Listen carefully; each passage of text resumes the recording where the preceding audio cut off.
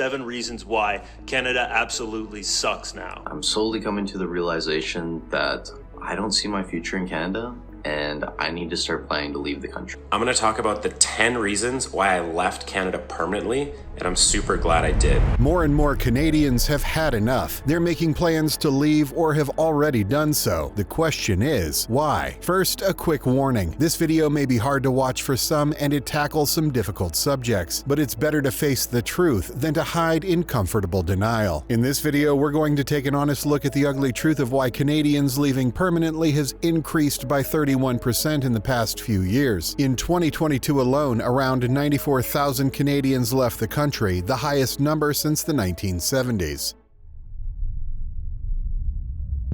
In just the first 6 months of 2023 alone, 42,000 citizens left for good, and those numbers are only increasing. More and more Canadians just want to escape the Great White North. There are 5 main reasons: the high cost of everything, the rise in crime and drugs, the failing healthcare system, the corrupt and meddling government, the rise of far-left woke culture and ideology. Let's start with the high costs, insane taxes, and housing shortage that's dragging Canada down. Canada's cost of living has increased drastically, and finding an affordable home has become impossible for a growing segment of the population. This is especially true of hardworking young professionals who had once dreamed of owning a home and are now struggling to even pay the sky-high prices on a basic rental and keep food on the table. With record lines at food banks, surging homelessness, and overcrowding in Canada's cities, finding a home has never been so hard. In 2023, there was a massive surge in the prices of common items in Canada, contributing to a cost of living crisis. While overall food costs are showing signs of slowing down, the massive cost increases have hit families hard. A December report by over 30 experts estimated that the food inflation rate would decrease between 2.5 and 4.5% in 2024, down from the 5 to 7% seen in 2023. Notably, meat, fish, dairy, fruits, and vegetables are following a trend of deceleration, offering positive news for consumers. But many have already been hit so hard by the last few years of prices that a temporary improvement no longer makes a big difference. When it comes to real estate, Canada's in extremely bad shape, especially when it comes to single-family homes near urban centers. There is a vast undersupply and overdemand, creating an ever-worsening spiral of prices to sky-high levels. Renting has also become a nightmare in Canada, and renters are likely to see increased costs, particularly during peak months like spring and summer for this coming year. In terms of taxes, Canada has among the highest taxes of any developed nation, stifling individual prosperity and hitting businesses hard. Then there are the staggering sales taxes and tariffs on every second thing Canadians buy. The people have had enough. An increasing number of immigrants and permanent residents are also pulling up stakes and leaving Canada, tired of the insane prices, housing problems, growing crime, and endless taxation. Another thing to keep in mind is that while many skilled and successful immigrants are leaving Canada forever, they're being replaced by the flood of Trudeau's 500,000 newcomers per year. However, many of these newcomers are not skilled migrants and are being exploited in low-paid labor, visa scams, and becoming dependent on Canada's social safety net. This is not to mention putting an undue strain on Canada's socialized healthcare system. Trudeau's plan to plug the gap by just bringing in anybody who wants to come in is extremely cynical and shows just how little respect he actually has for immigrants who hope to build a good life in Canada. He doesn't care that long-time immigrants are leaving, he's just replacing them with people desperate for a place to come to, who can then be exploited in low-paid work and get stuck in ghettoized communities. It's a sick game that Trudeau's government is playing, and it hurts citizens and immigrants in truly sad and tragic ways. It needs to end. Then you come to the crime and drugs flooding Canadian streets. Canada is currently experiencing an unprecedented surge in violent crime. While historical rates of violent crime may have been higher in the early 1990s, the current situation is characterized by new and concerning trends. Police officers are being shot and killed on duty at rates not seen before, and a growing number of Canadians are facing random attacks by individuals they have never encountered, seemingly without any apparent reason. Recent incidents such as the fatal stabbing of a 17-year-old on a bus in Surrey, British Columbia, and a similar incident at a Toronto subway station highlight the severity of the issue. Transit stabbings have become more frequent, with some incidents not gaining national attention due to the absence of vital organ injuries. What is particularly alarming is that this surge in violent crime is widespread across various Canadian regions. In Saskatchewan, there is a reported crisis of on-reserve violence among First Nations communities. Newfoundland and Labrador have witnessed a 20% increase in the severity of violent crimes, and the Yukon Territory reports crime that is both more intense and increasing dramatically. A recent survey by Laguerre and the Association for Canadian Studies revealed that 2/3 of Canadians perceive a visible worsening of violent crime compared to the period before the onset of the COVID-19 pandemic. 1/5 of respondents expressed fear for their safety in the last 6 months, and 1 in 20 reported personally experiencing assault. A concerning aspect of the current violence is the rise in unprovoked random attacks, a term that gained prominence during the second summer of the COVID-19 pandemic. Cities like Vancouver and Toronto have experienced a notable increase in incidents involving random civilians being punched, pushed, or stabbed without apparent provocation. Notably, there has been a disturbing increase in the killing of on-duty Canadian police officers as well, with dozens murdered in the past several years. The underlying issue contributing to the surge in violence is the closure of centralized psychiatric hospitals in the 1990s, coupled with insufficient community-based mental health resources. Homelessness and untreated mental illness often intersect, leading to individuals with a history of extreme violence being left without proper care. Moreover, the bail system in Canada has been identified as a significant factor contributing to the crisis. Bill C-75, introduced in 2018, has been criticized for weakening the ability of the police to enforce release conditions for offenders. This has emboldened a subset of offenders referred to as prolific offenders who commit crimes frequently with minimal consequences. The rise of such offenders contributes to the overall increase in crime rates. Police have their hands tied behind their back while violent criminals and insane people prowl the streets unchecked. An increasing number of Canadians simply don't want to deal with it anymore, especially in a system where self-defense is not even protected in law in many cases. Although the People's Party of Canada and its leader Max Bernier are trying to change this and give the law more power and Canadian self-defense rights, Canada's ultra-liberal ideology makes this an uphill battle. Next up is Canada's horribly failing and slow healthcare system. Canada witnessed a significant 13% drop in surgeries during the initial years of the COVID-19 pandemic, as noted in a recent Canadian Institute for Health information report. One of the first 2.5 years of the pandemic, approximately 743,000 fewer surgeries were performed in Canada, reflecting a 13% decline compared to 2019. The challenges in catching up after canceling a substantial number of surgeries were acknowledged by Kathleen Morris, CIHI's Vice President of Research and Analysis. With people dying, waiting in ER, and record wait times, backlogged surgery isn't the only problem affecting Canada's collapsing healthcare system. It's also plagued by severe staff shortages, burnout, limited access to personal health information, and approximately 1 in 10 Canadians lacking a regular healthcare provider. The simple truth is that Canadians are not even close to getting the healthcare services they need, and with 500,000 new immigrants coming in every year, there are longer and longer wait times and more demands put on already massively overworked physicians. The next reason people are leaving is rampant corruption. Canada's government corruption has made the country harder to live in as people pay taxes under the shadow of the truly corrupt and shameless Trudeau regime in Ottawa. Justin Trudeau faced his first ethics commissioner investigation in December 2017, revealing a breach of conflict of interest rules as he vacationed on the Aga Khan's private island during Christmas. The Aga Khan Foundation, linked to the private island, is registered to lobby the government, and it has received substantial funds from the federal government. During the 2019 election campaign, Trudeau encountered backlash for images of him in blackface from both his teaching years and high school days. In 2018, a resurfaced newspaper piece from 2000 accused Trudeau, then 28, of groping and inappropriately handling a female reporter during a charity event. While the incident was confirmed by the reporter, she chose not to pursue the matter. The SNC-Lavalin scandal involved a Liberal-associated firm seeking a deferred prosecution agreement on bribery charges. Prominent Liberals pressured Jody Wilson-Raybould, then the Minister of Justice, to avoid SNC-Lavalin's standing trial. Investigations confirmed inappropriate actions, but the RCMP closed the probe, citing a lack of evidence, and the Liberals shut down a meeting to question the RCMP commissioner. In the WE charity scandal, the government awarded a student grant program contract to WE without open competition, raising concerns about Trudeau and former Finance Minister Minister Bill Morneau's personal connections to WE. Trudeau's family received payments from WE initially denied but later revealed to be $250,000 to his mother and $32,000 to his brother for speaking engagements. A Toronto real estate developer, Wei, charged in connection with an illegal casino, also met with Trudeau twice in 2016 and was part of a Chinese government-endorsed group that met with him. A member of that delegation donated $1 million to the Trudeau Foundation and sponsored a statue of Pierre Trudeau. These are just Trudeau-specific examples of a much wider culture of corruption that seized the heart of Canada's democracy and made many citizens lose faith in the essential trust of their government. As Conservative leader Pierre Poilievre recently noted, Trudeau seems to be running a giant club to help his family and friends and make sure they can get away with whatever they want. Who wants to live in a frozen banana republic? Then we come to the bizarre woke ideology that's taken over Canada. Canada's recent social changes under Justin Trudeau's leadership are a woke nightmare, with radical ideas being taught to young kids and pushed in public society. This includes promotion of gender ideology, legalization of drugs, new suicide laws encouraging people to end their lives, and clampdowns on freedom of speech. There are genuinely serious concerns about the erosion of individual freedoms and the government's potential role in aiding death in Canada, and the nation has crossed the line beyond being simply a joke about being too liberal or woke. It's become genuinely frightening and repulsive. The transformation of Canada into a totalitarian state with clampdowns on freedom of speech and the promotion of gender ideology are sickening examples, as was the overreach during COVID with peaceful protesters trampled by militarized police for standing up for their basic rights and freedoms. The treatment of veterans has shifted from initially providing better services to a sense of abandonment, raising concerns about the impact on mental health and suicide rates. Canada's aggressive sexualization of education, extreme new euthanasia laws, and the criminalization of parents and therapists who want to help gender dysphoric children is especially troubling. So is the legalization of hard drugs in Vancouver is linked to a rise in homelessness and crime, contributing to a drug crisis. Across the country, it increasingly feels like up is down and black is white. Nothing makes any sense. Canadians are sick of it. They want a home to live in, streets that are safe, criminals behind bars, and a place to go when they get sick. They want their kids given a decent education and a government they can trust. Canada is increasingly the exact opposite of offering each of these things, so hundreds of thousands of people are leaving. Canada can't keep going the way it has been. It needs new leadership fast, and it needs an overhaul of its entire tax system, immigration policy, housing regulations, and healthcare system. It's sad to say, but if things continue to decline in the way that they have been going, Canada's government shouldn't be surprised when they wake up to find that more and more of their citizens are simply leaving forever. If you like this video and want to learn more about what's really going on in Canada, check out this video here. And if this video brought value to you today, please consider liking, subscribing, and sharing the video. Thanks for watching.